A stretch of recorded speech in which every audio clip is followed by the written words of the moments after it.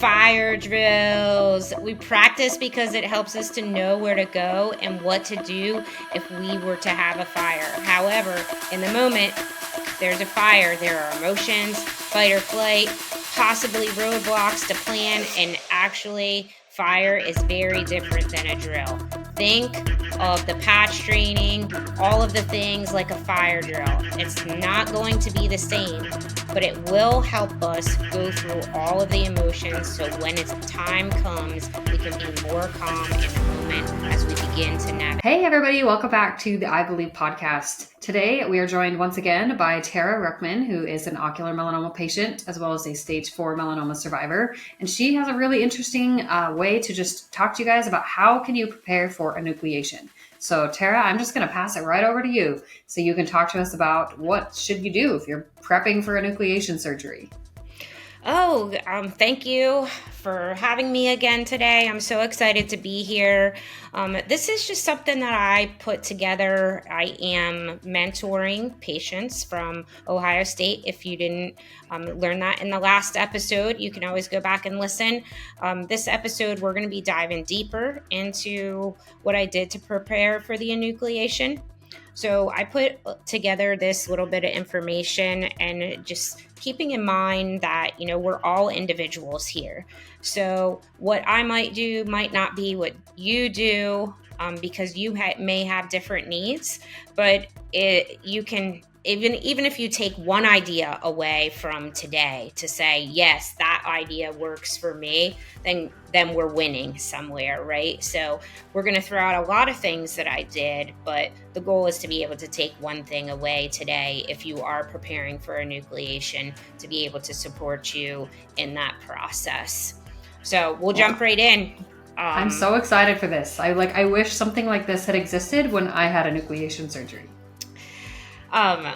This is, and when I was going into my enucleation surgery, there wasn't anything. So when I had asked my ocular oncologist about, was there a mentor program? She was like, no, we don't have one right now. And I was like, well, why not? Why don't we?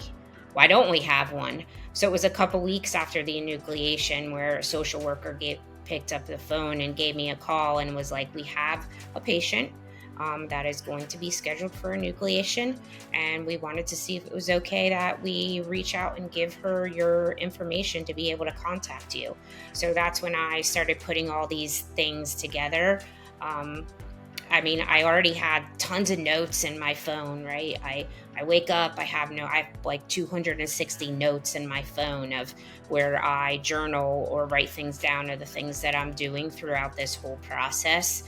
So it was really just a matter of taking some of these ideas and throwing into a presentation so that I can have some type of system or procedure, like some way to monitor what I'm talking through patients with when I am doing that mentor process. So this is actually a picture of my enucleated eye that's on the cover. So this is the eye that I had removed. You can see through the picture some of the pigmentation that I have on the outside of my eye there. So that was one of the things that I did that we'll talk about as we get into the presentation. So here's some of the things we'll talk about today: home environment, lighting, some assistive technology, patch training, and I think you could probably talk about mental health and support in any type of coaching in the medical field, and then prosthetics.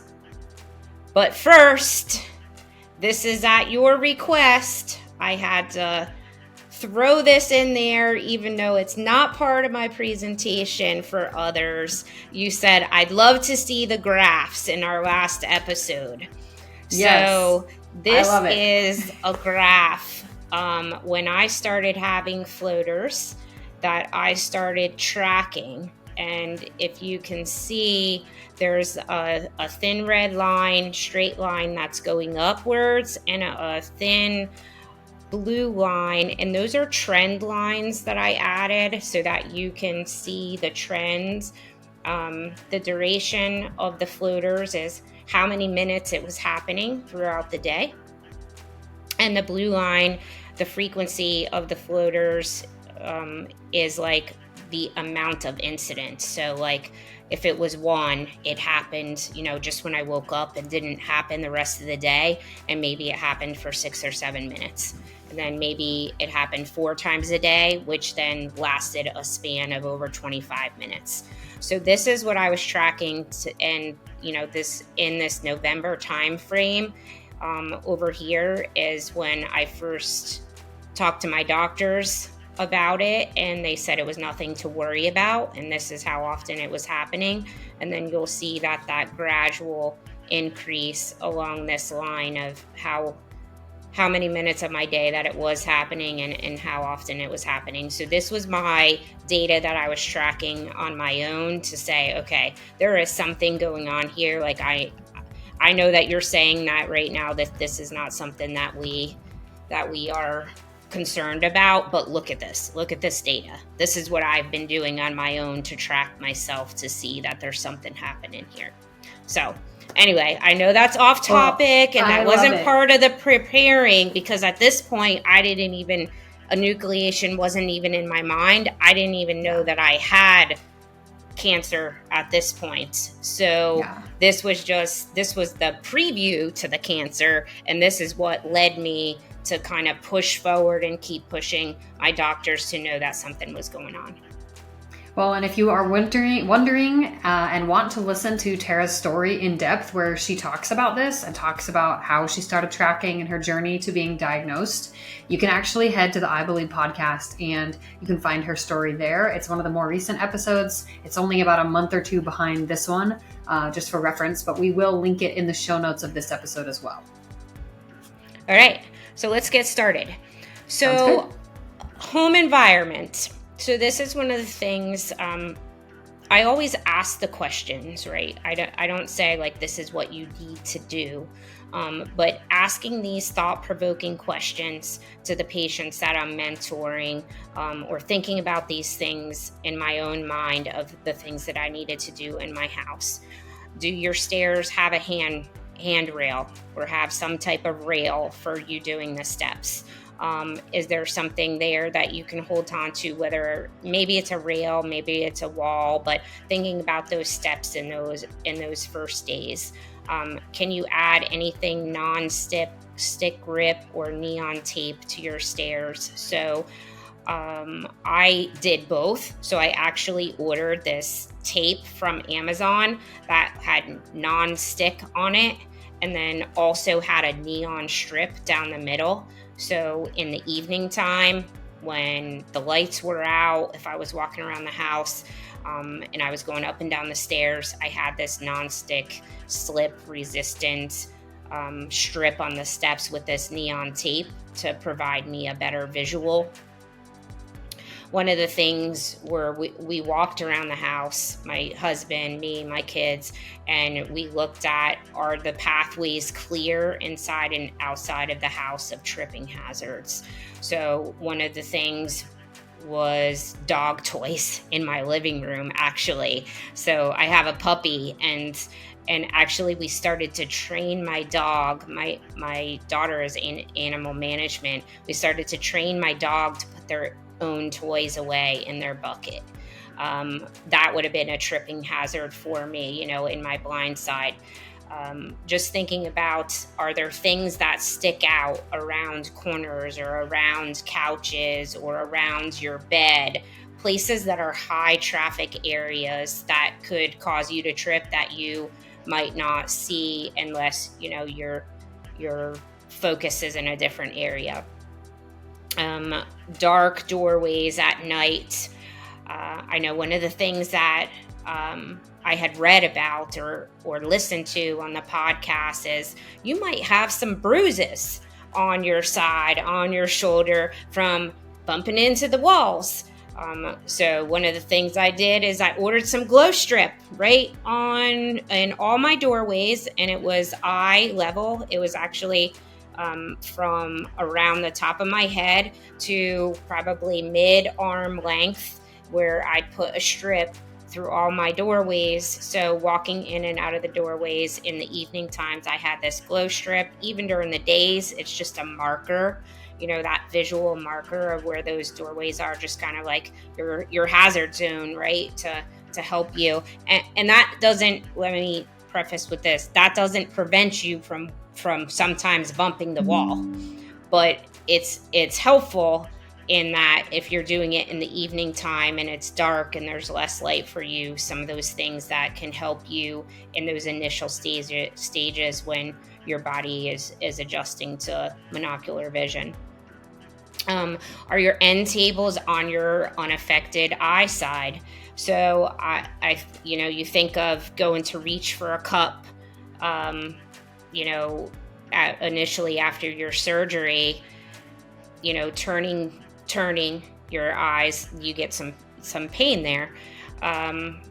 So I made sure, I moved my furniture around. So I used to have my coffee table to the right side. I had my right eye removed.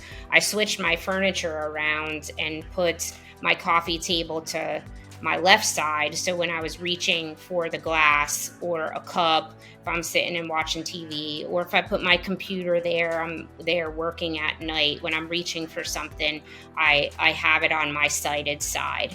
So that was helping me with not knocking things over when you reach for things, or just having, that function of being it to my sighted side. Is your seating in a location with the blind side to the wall? So something that I found out really quickly is I had my blind side to a high traffic area, and this was in my living room. So somebody would walk from the downstairs up, and man, I would have the bejeebies scared out of me, because all of a sudden somebody's like right up on me and I had no idea that they were coming. And I don't know if that has ever happened to you, but it can sometimes sneak up on you. So it happens to me all the time, like literally all the time, and I jump out of my freaking skin. Yeah. So, I mean, it takes an adjustment, it's not as bad now once you get adjusted to it, but in the beginning, it was something that really startled me. And then I also positioned myself in meetings at work where the blind side would be to the wall. So when we're talking about our blind side to the wall versus to this open area where there's high traffic. So for me, in a meeting, I go into my meetings early and I always pick the seat with my blind side to the wall. So that way I don't feel like I have a person over here that even though I'm not ignoring them, sometimes it feels like I don't see them. So they're it's different in a meeting, right? So when I'm surrounded at a conference table, so I take that same blind side to the wall, and I also use it in work, that when I show up at meetings, I show up a few minutes early just so I can pick my seat. Or when I'm in a restaurant, I always will pick the side of the booth where my blind side is to the wall instead of to the server that's coming up to the side of the table. So that blind side to the wall part can go not just to your home environment, but thinking about once you after you've had your eye removed and you're going out into the community, that's just a tip that can help you everywhere, really, right? That we can put that blind side to the wall, and it helps us in our social interactions as well. This is genius. Additional tips to prepare safety stuff, making sure, you remove the rugs that have the ends that could be tripping hazard, or maybe don't remove the rugs, but maybe you have some kind of sticky stuff that puts the tips of the rugs down. I know that was one of the things that tripped me up a little bit. Purchasing contrasting colored cups for hot liquids, light cups, dark liquid. So that way, you're pouring your coffee, you got a coffee pot in the morning, and if you got a black inside of your coffee and you're pouring your coffee out of your coffee pot, now some people have Keurigs now, so it doesn't really matter. But if you're a coffee pot user, which my husband and I use coffee pots on the weekends, during the week it's the Keurig because we're drinking coffee at different times. But, having that contrasting liquid in your cup. I had my husband, he, bless his soul, he did awesome with this, but we had a set of bushes that sometimes would get crazy growth, and the bushes would go out into our walkway, and it's never actually been a big deal because I just love the growing and the nature and all of that. But now when I'm walking up from my groceries or from the hospital or the doctor's appointments or whatever it is, sometimes those branches that are there might be sticking out and I might not see them or realize how close they are to me. So we always are making sure that those bushes around all of our walkways outside are trimmed, which I think is very important, especially like in the evening time if you're walking in. So if you have any bushes around your walkways, that's a great way to stay safe, is cutting those. Oven mitts, of course, we all have oven mitts, right? But for me, I actually never use them on both hands. I would just grab with one hand and sometimes pull things out. I now am a little bit safer about it using both hands. Ensure you have long-handled brushes with sharp objects. I don't know if have you ever cut yourself yet on... I chopped the tip of my finger off about 3 months after I lost my vision. So yes.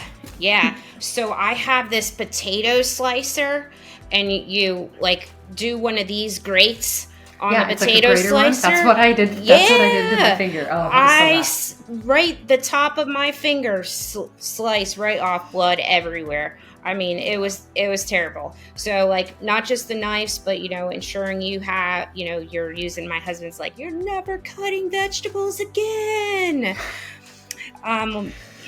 Right, that's not going to work because I know you're not quite doing realistic. It. Yeah. Nice try. I like that you're trying to keep me safe, but well, there's also it's like a mitt you can get, like a glove, and it's actually like a stainless steel, like strongly knitted glove. I don't even know exactly what it is, but it's specifically made to block a knife or to block a grater, block a shredder, whatever you're using, so that you can't just accidentally get too close and shave or chop or whatever. So that might be something to check for on, the Amazon place. Yep. So non-slip mats and showers and baths. So this to me is super important. I'll tell you about an incident I had actually this last week, where I think about when you step, and I mean, it actually wasn't in a shower or bath, but where you step and you don't step far enough, or you step too close because your depth perception is off.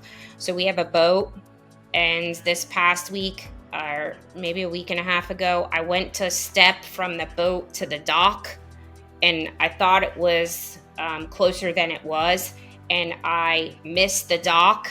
And when you go to step and there's nothing there, so I went straight down into the water, hit my head off the dock, scraped up my arms, and my husband had to kick the boat into reverse and pull it back because so I was painful. I was like sandwiched between a pontoon boat and a dock when we're pulling in. I mean, lucky enough, we were just cruising in because we were going to dock it, so we weren't going fast. But that was a true incident where I literally was just reaching and didn't step far enough. And I was like, that's the first time my depth perception could have actually hurt me, when I have this 20-foot pontoon boat coming at me. I was like yelling to my husband. My shoes were floating in the water. So the non-slip slip mats and showers and baths to me, because sometimes you step and you're not always stepping far enough, not far enough, and just being safe there. That's my additional for sure. safety prep there. So, any questions on any of those things so far? No, I think so far that all makes sense. I think these are just in general, these are all just things that I hope that people who are listening before an actual enucleation surgery, even if you can't do every single thing, right? Because Yeah. that happens to our brain. I think some of us get really anxious. We want to over prepare. But even if all you can do is just take one or two of these things and then just pick the things that you need as they come up, right? Like if you notice you're running into stuff all the time at nighttime, then maybe you try the glow strips. Yeah. But I really think this is just so well thought out, and like just so many, you really dove into like what is every possible scenario here that I would need to be prepared for, and it shows. Well, and I will tell you that I didn't need all of these things either. And just like you're saying that you may not need them all, and I didn't, but the fact that I did all of these things made me feel so comfortable going into my surgery because I felt so prepared. So that's just a mindset shift, is like feeling prepared makes you feel more confident of what's going to happen when you come out of surgery and you are monocular now.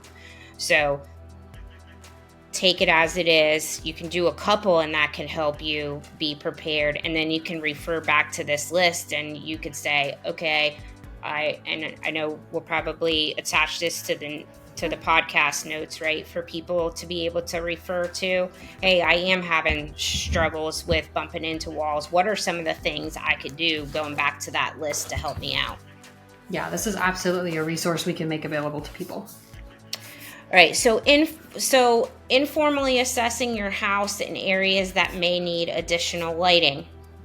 Are they hallways bright enough? Can I add motion lights or brighter bulbs? Or maybe I have to lighten my bulbs. Maybe they're too bright. I think for me, we have a really dark hallway. We have kind of a long hallway and there's only one light in it. So on the other end of the hallway, adding motion lights into the plugs. So when I walked by, the motion lights would pick up and click on. So I had light in the hallway because the hallway was not lighted. Maybe you have a lighted hallway and it's not something you need, but just asking yourself these questions to make that informal assessment to see what you need and what you don't need. Do I have blinds in the windows in places that I might need it to change the natural lighting if necessary? Maybe you have sun that's shining in one of your windows every day. Maybe it's really bright. Maybe you don't have light coverings. Maybe that's someplace you might need to add blinds. But maybe your house is on the opposite ends and it's not getting in any sunlight. Well, now you've done that informal assessment of your house, so that's not something you need to change. Under cabinet lighting for kitchen areas, is that something you need? Do you walk in your kitchen at night for a late night snack? Do your kids, are you in there with your kids, or are you trying to be quiet? Whatever this, maybe I don't late night snack at all, but I need it at 5 o'clock in the morning because I'm an early bird and I'm trying not to wake up anybody in the house. So maybe I need some under the cabinet kitchen lighting. Maybe I have lampshades or bulbs that I need to reduce the glare. Task lighting is huge, right? In your bedroom, on your couch, if you're not using some of that overhead lighting, do I have task lighting? Is it enough for my computer? Do I need to help work areas? Dimmable lights and light switches, if possible, could be something that you use. Lighting for any kind of pathways at night outside. I know we added a bunch of solar lights to our pathway outside because that was something that we have an all gray stone. So it blends in at the night for me, and the patterns that it was difficult for me. So adding lighting to my pathways at night. So there is also a link um, in here for some vision resources. I'm going to share this tab instead. So this is just a link. Oh, I'm getting a pop-up. Sorry about that.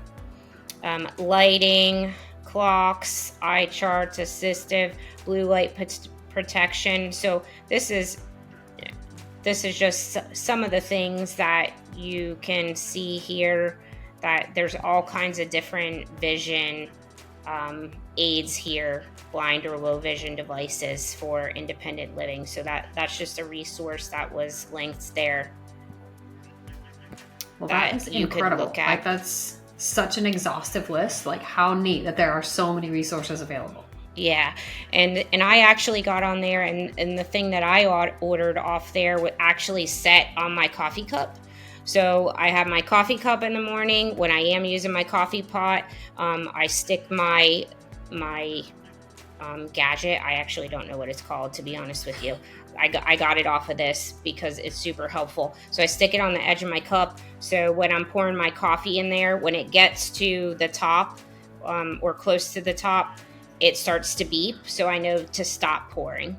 So that I had purchased that, and that's wonderful for me. You know, when you don't have one of those contrasting cups, if that's one of the things that your depth perception has changed for you. So there's lots of resources on there for low vision product. All right, assistive technology. I mean, on your iPhone or your Samsung device, whatever you use, there's always a place for assistive technology. I think one of the things that, well, you know, I don't know if anybody uses their phone or their email for work or anything like that. I know phones are widely used now, right? And we do a lot from our phones. There's an accessibility feature on your phone. And when you go to the accessibility feature, then you can look for all of the audio and visual features. And when you go to the audio visual features, that can help you decide what assistive technology that you need. Do you need your font to be bigger so your one eye is not straining? Do you need it to be bolder? Do you need it to be smaller? I don't know. There could be many things that you could use in that. The one thing that I made sure that I did is I actually went through the features one by one. So by doing the vision settings one by one, I was able to say, okay, what change did this make? And then once that change was made, I looked to see what it did. And then I would turn that feature off, and then I would and turn the next feature on to explore what it did to the phone. And then I'd turn it off, and so on. So I went through all of the features. So I didn't change anything on my phone at that time because I didn't know what I would need. So I just explored the features, so I felt prepared. And if I needed something, then I would be able to then go back and say, okay, this is what I need. I need it to be bolder. So here's where I need to go to make it bolder. Because sometimes when you explore multiple of those features, you're not sure what you need and what's going to be good for you at the time. So I just took a few minutes, and it doesn't take long to explore all of those features. Also, I put in here, there are some apps for low vision that you can look through. This is another thing that I linked into the presentation. So any of these could be things that you might want to look into or explore on your apps. There's so many things. So I would say at least just start with the phone and the accessibility there, and then you could explore the apps later if needed. Any questions on a this is couple so of neat those? to see all of the different options, like just to see what's available. I think the key thing we maybe want just people listening to take away is like, okay, this is a lot of information. Take what works for you, or just know that it's here and you can come back to it, because you may not feel like you have the capacity to like explore all of these options right now. Maybe all you do is you try one and that's it. But just maybe utilize this, bookmark this episode as a resource that you can come back to. You can explore the presentation Tara is presenting here, and just know that you can come back to this. 100%. So this one requires no resources, right? Except maybe a patch or some kind of bandana. And, this is something that I will take out of Clay's playbook. Clay Butler had talked about patch training. I'm pretty sure he did. So to me, patch training is like a fire drill, right? And that's how I described it in here. We practice it because we helps us know where to go and what to do if we need a fire. It's completely different. When you have the fire, there's emotions, there's crazy chaos, there's phone calls being made to emergency services, and all of the things that are happening around us. And that's what it's going to feel like maybe when you have your eye removed. There's, you have doctor's appointments, you have checkups, you wake up, you have this tennis ball thing on your face. It's a little bit of the fire. You're being thrown into the fire. So whenever we think about patch training, it's not going to change all of the emotions and things, but what it is going to do is it's going to help you be more calm in the moment as you begin to navigate the new world that you're in. So patch training for me, like your brain's not set up, your brain's set up for two eyes. And so when you cover it with a patch, it's nothing like what it's going to be like when you're actually monocular. But I will tell you, when I did it, I went outside in the dark. I realized I put it on. I walked down my driveway. I went for a walk with it on, and I was like double checking myself. Was I stepping too close to the side of the road? Was I stepping too close to the middle of the road when I was taking a walk? When I was walking down my driveway at night, I had to turn my head all the way to be able to like listen to the noises of the crickets in the dark. When I hear a rustling and, is there a rabbit or whatever it is, and you look, but you have to turn all the way. So it's really just about practicing for the fire, just like we do a fire drill. So that's genius. That's literally like the best way I've ever heard it put. Well, I work in a school, so that's how, I equate the fire drills preparing kids, right? Where you're never actually getting the emotions of the fire, but it's the preparation and the muscle memory of when the fire comes, what do I do?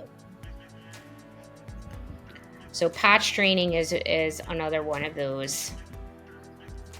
All right, strategies to support mental health. Staying connected. This is one of the most important pieces, staying connected with people, connecting with joy. I know in our last episode, I talked about staying connected to joy, doing the things that are important to you and that bring you joy, whether you're a golfer, whether you like to walk in nature, whether you just like going out to dinner to certain places. Whatever it is that brings you joy, make sure you continue to do those things, and staying connected with a positive mindset and gratitude. I mean, for me, it was never really about, and that's, again, this my personal journey and piece of my story that I'm sharing. It was never really about the fact that I'm losing the sight of one of my eyes. It was I never really focused on that. I was focusing on like I'm kicking cancer's butt. Like, this is coming out. I am going to do the thing and I'm going to stay alive. And that's what's important to me. I'm not worried about losing that eye because I'm still alive. I'm still here and I'm still living for my kids. I'm still going to work every day. I'm still impacting the lives of others, like staying connected to the things that you are thankful for, not the things that, the thing that you're losing. Just stay connected to those things that you have, not what you don't have. So I know that's sometimes hard to do. It's easier said than done, but that's what I do every day. Being active in the things that you enjoy. Again, meeting with OMIs for support, rest, relaxation techniques, sleeping, meditation, all those things are to support mental health. And I think we have another slide here that I would say, hospital resources are really important. Talking with your doctor if you are struggling with anxiety or depression. This journey is different for everyone, and a lot of times, there are people that do struggle with that anxiety and depression. So if you are in a place, make sure you're reaching out to your care team and making them aware of that. Did you have anything else to add there? I just would second that. I think that if you need the support, or even if you think you might need it in the future, it's always something that is worth pursuing, for sure. And when I think about this, so the reason why I'm saying this is, if you need other support, to make sure you reach out for it, is one of the things that my doctor had shared with me was that sometimes people go through a grieving process after enucleation, and they equate the grieving process of losing the eye to the grieving process of losing a loved one. And you go through the stages of grieving that part of your body.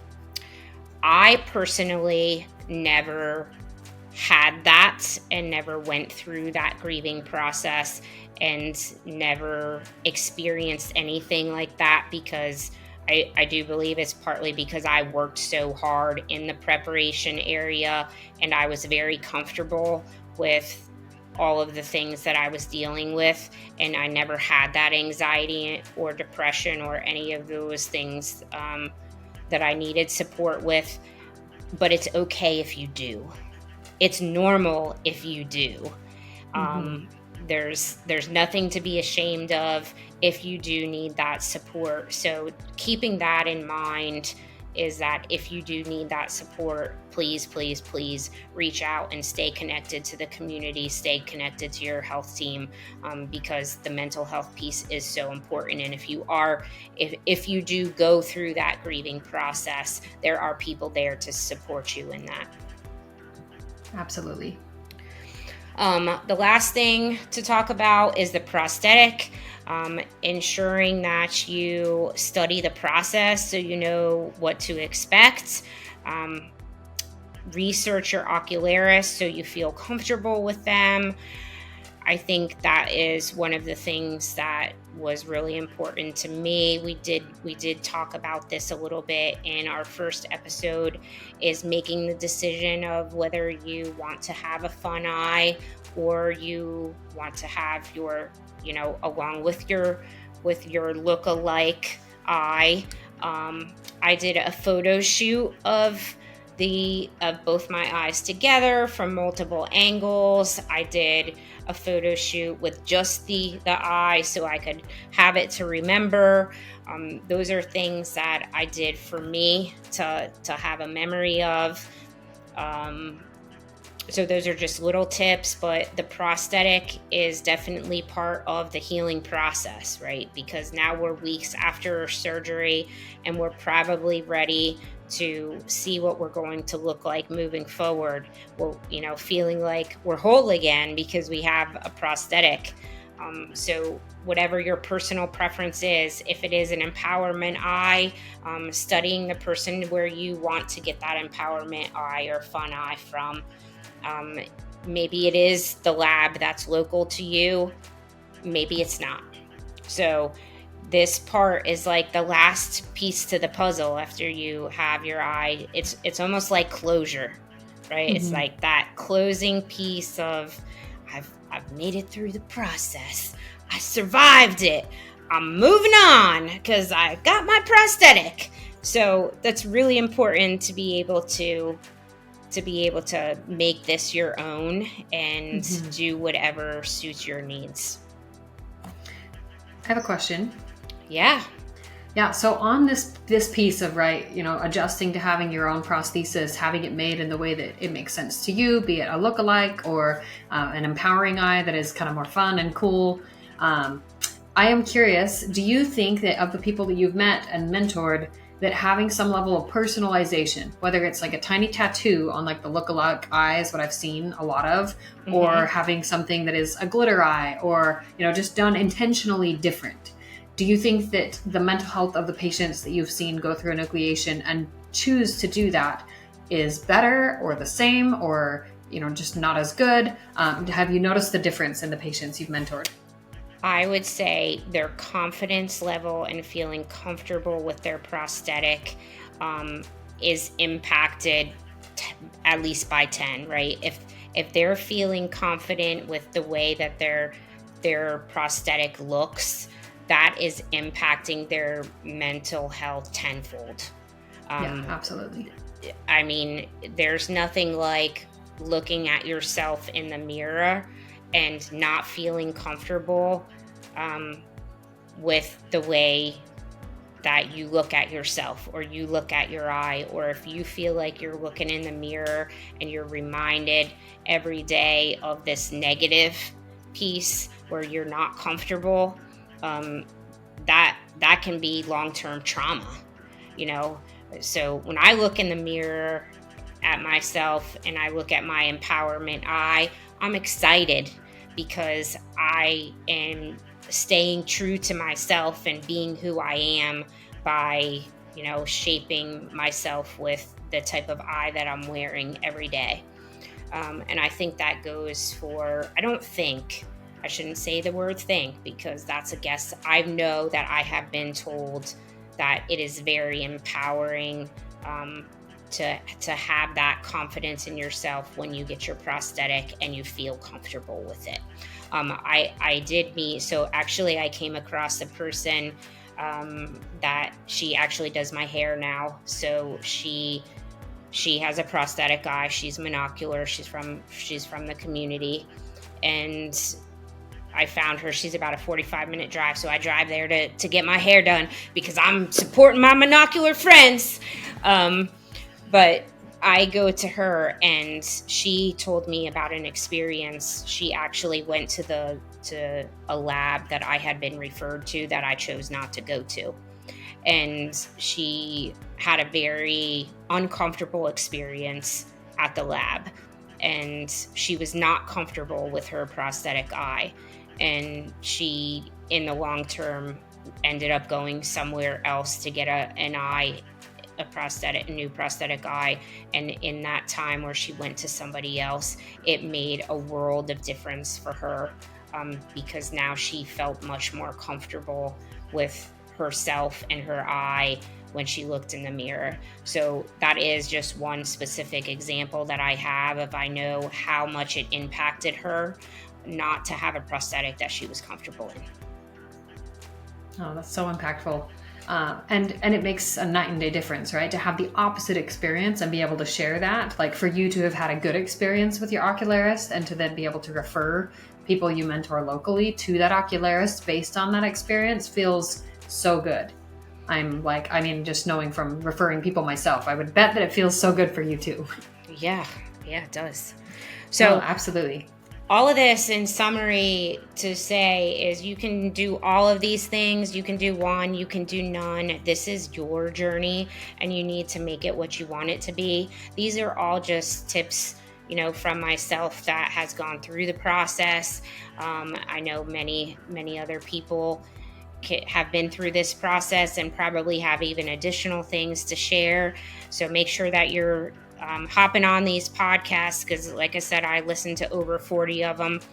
So it's definitely a way to educate yourself. So I think making whatever you need to make out of your journey, please do that, and just know that there's lots of available resources out there for you.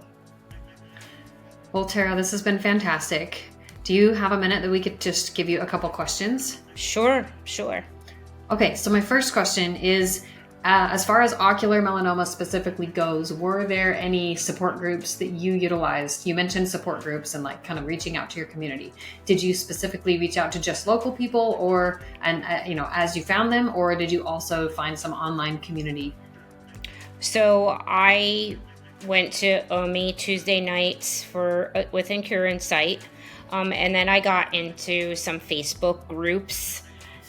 And in those Facebook groups, there's a one-eyed Facebook group that I had joined, and an ocular melanoma. So there are a couple Facebook communities out there for online.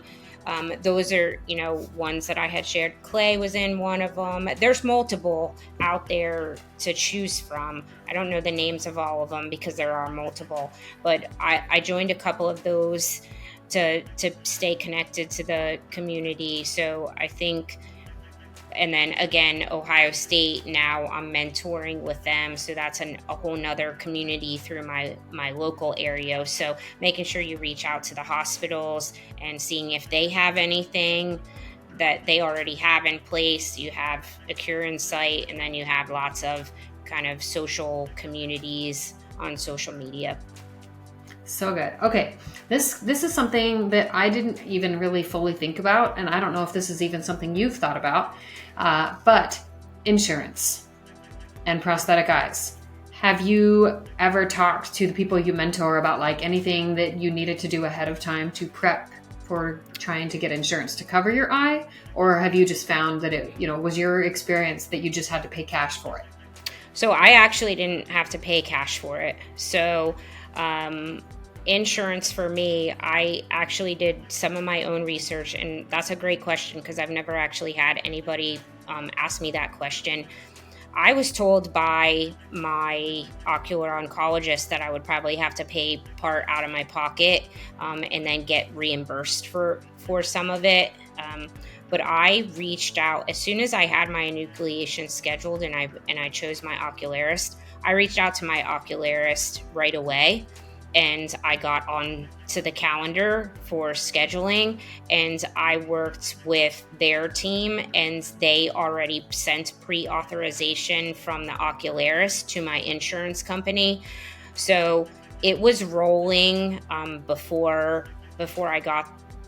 I even got there to get fitted for the eye. So I actually had nothing come out of my pocket. So my tip would be is, as soon as you're having that enucleation piece and you've chosen your ocularist, is to reach out to whoever it is. Now, my fun eye, so your insurance usually pays for that initial eye and then any eye after that. So my fun eye, I paid out of pocket for, but I had that initial cost for my first eye that was covered, and then I paid $500 for another fun eye.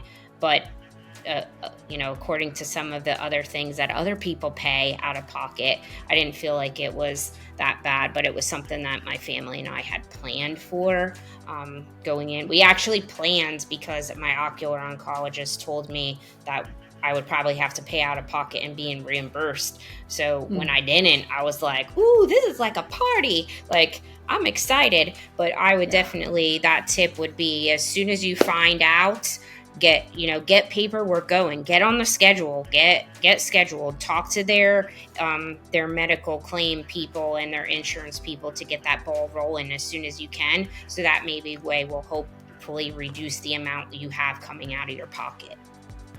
Yeah, that's such a good point.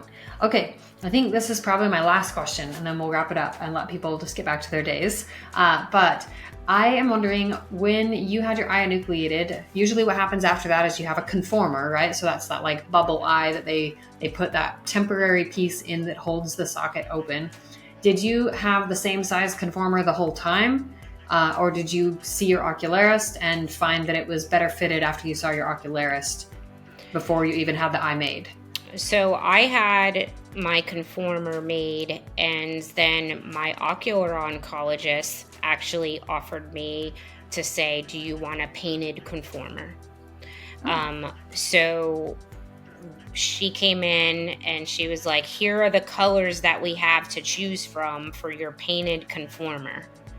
So she said, insurance doesn't pay for the painted conformer. You would have to pay, I think it was $120 or something like that. But we could order you a painted conformer so you didn't have to have the clear one in until you get your prosthetic. So I did the thing. I ordered the painted conformer. And when I ordered the painted conformer and I put it in, it was a different size from the clear conformer, and it was very uncomfortable for me, the size that it was. And so the painted conformer that was ordered for me, I didn't end up wearing because of the discomfort. And I ended up keeping the clear conformer in and putting it back in because that's what was comfortable for me. And then I kept that clear conformer for the rest of the time. I will say, I do want to add this one other tip. Because this wasn't in there. One of the things that I had learned after, and I'm sure you probably know this, is immediately after when you have your eye removed, when you move your eyes and you kind of look, that's when you feel the pain. That was really the only pain that I had, is when I was looking to the side or whatnot. So things that I did, I tried to move things at eye level so I wasn't like up and down. But one of the things that I did is if I had to look at something to my left or my right, I would close my eyes, turn my head, and then open my eyes to look, so that me trying to move my eye to the left or right didn't cause a lot of pain.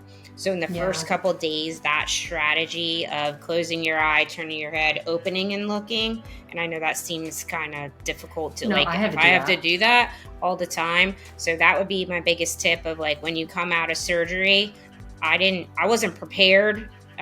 Nobody told me that I was going to have that initial pain, like moving and looking around the room was going to be painful for me.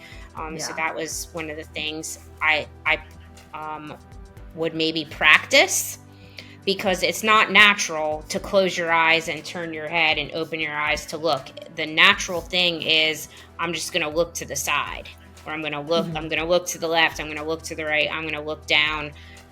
That's the natural thing, that we don't turn our head for everything. We just turn our eye. And that's when you get the most pain. So practicing that, like it could be when you do your patch training, or, something like that you're practicing for the fire again, right? We're back to the fire drill. So I'm going to practice doing some of those things, because it's not a natural thing that you do. So it will definitely help with the pain when you come out of surgery. So that's another tip that I probably need to add into the slideshow for people, is like, when you come out of surgery, here are some tips for right when you come out of surgery. Well, all things considered, I felt like this, as far as just things you can do to prepare. And like you said, kind of the point of this whole presentation, that when you made this mentoring program or kind of started this, was to help people duplicate some of the process of what you did, and to just mentally prepare a little bit more. Maybe not so that you could actually do all of these things or even need all of them, but it was more that mindset of feeling, like you said, like the fire drill. Like, it just helps you feel like, okay, this is a little bit more muscle memory, and now I can think logically through what I'm experiencing. Like, I felt like that was such a good way to explain it. So the fire drill analogy, like absolute chef's kiss. And just for like reference, for anybody listening to this podcast, we do have a couple enucleation panels that I'm sure Tara has listened to. And those enucleation panels, multiple patients talking about things like things to prepare for pain and just kind of what was the surgical pain like and how long did it last. So if you're interested in listening to those podcast episodes, we will link them in the show notes. And they have people like Clay, and then there's, a host of other patients like Tara who have awesome things to share with the community. Thank you so much for having me back again today. You're so welcome, Tara. This was fantastic. I loved it. I love the hat. And like, seriously, this was so much fun.